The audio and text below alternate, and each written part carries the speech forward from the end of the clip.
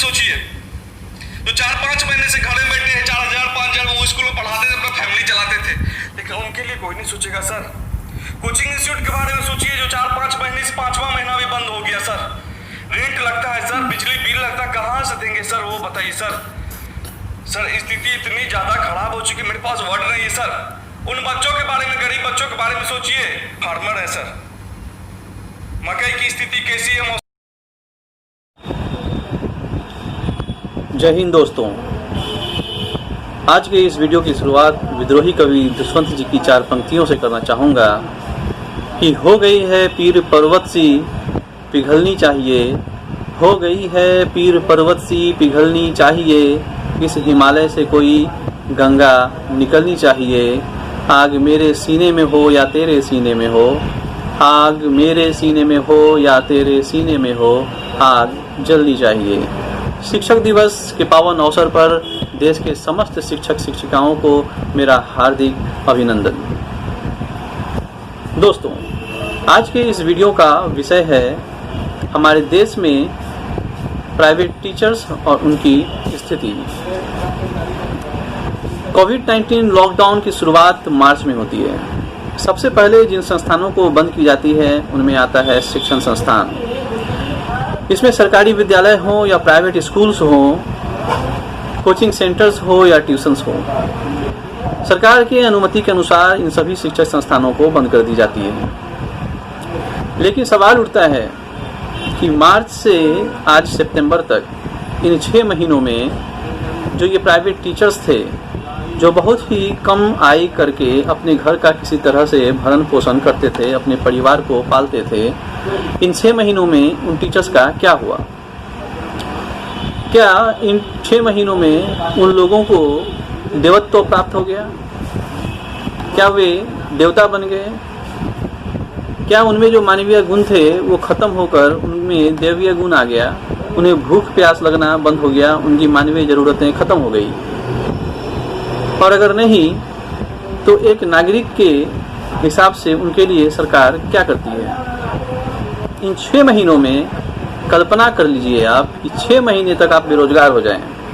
आपके पास ट्यूशन्स ना हो, आपके पास प्राइवेट कोचिंग्स ना हो, जिन विद्यालयों में आप पढ़ा रहे थे बहुत ही कम वेतन पर, उन विद्यालयों से आपको वेतन या तो नहीं दी जा रही हो या फिर नाम मात्र के लिए 25%, 30% वेतन दे दिया जा रहा हो, तो ऐसे हाल में आप अपने परिवार का भरण पोषण कैसे करेंगे?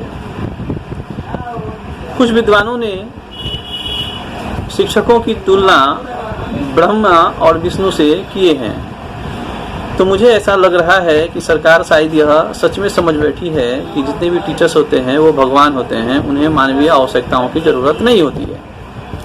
लेकिन वास्तविकता यह है साहब कि ब्रह्मा और विष्णु से तुलना करते करते आज आप हमें आधुनिक कालीन सुदामा की स्थिति में ला दिए हैं। सुदामा के जीवन में भी जीने के लिए एक आधार था, उनके मन में एक आशा की किरण थी कि उनके मित्र भगवान कृष्ण थे। लेकिन हम प्राइवेट टीचर्स के जीवन में कृष्ण के रूप में कोई नहीं आने वाला है, इसलिए चारों ओर निराशा ही निराशा दिखाई देती है। सोचने वाली बात है कि किस तरह से 6 महीने तक लगातार शिक्षण संस्थानों को बंद कर दिया जाता है। सरकार के पास अपनी दलील है और स्कूल प्रबंधन के पास अपनी दलील है। स्कूल प्रबंधन यह कहते हैं कि फ़ी नहीं आ रहा है तो सैलरी कहाँ से दें? तो ऐसी परिस्थिति में क्या सरकार को प्राइवेट टीचर्स के लिए कुछ नहीं करना चाहिए? या उन प्राइवेट स्कूल्स के मालिकों के बारे में कुछ नहीं सोचना चाहिए जो 250-300 बच्चों के साथ अपने विद्यालय को चलाया करते थे और किसी तरह से अपने घर का लालन पालन करते थे? इस दुख की घड़ी में हमारे साथ कौन खड़ा होगा? न सरकार हमारी है और ना ही स्कूल प्रबंधन। खुशी के दिनों में जब हम पर यह एहसान लाद दिया जाता है स्कूल प्रबंधन के द्वारा कि थोड़ा मन लगाकर काम कीजिए, यही काम करके आपके परिवार का भरण पोषण होता है, आज दुख की घड़ी में वो लोग ये क्यों भूल गए हैं कि हम आज भी अपने घर के परिवार के भरण पोषण के लिए उन पर ही निर्भर हैं? क्या उनमें इतनी आत्मीयता, इतनी मानवता नहीं रह गई है कि वो हमारे कष्टों को समझ सके? सरकारी विद्यालय के शिक्षकों की तरह हमारी सैलरी 35, 40 और 50 हज़ार नहीं होती है साहब। उनके 10%, उनके सैलरी के 10% के सैलरी पर हम काम करते हैं, वो भी पूरी योग्यता रखते हुए। सरकार हमें पहले अयोग्य घोषित करती है क्योंकि हम 3-3 बार और 4-4 बार भी टीचर्स एलिजिबिलिटी टेस्ट पास करने के बाद भी अयोग्य हो जाते हैं, क्योंकि हम एक ऐसे परिवार से आते हैं जिनके पास 8 लाख या 10 लाख रुपया नहीं होता है, जो शिक्षक बनने के लिए आज के दौर में किसी भी राज्य में सबसे पहली योग्यता मानी जाती है। तो ऐसे हाल में शिक्षित वर्ग कहाँ जाए?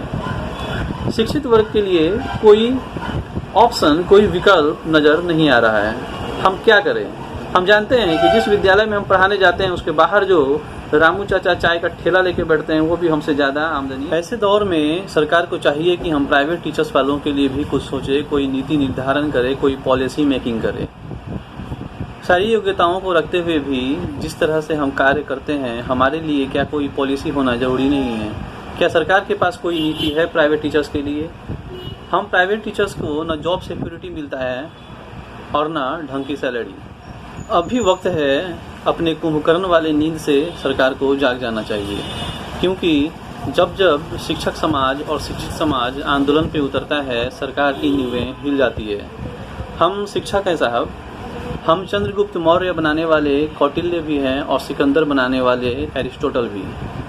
इसलिए अच्छा यही होगा सरकार के लिए कि प्राइवेट शिक्षकों के दुरावस्था का संज्ञान ले और उनके कष्टों को दूर करने के लिए कोई नीति तैयार करे।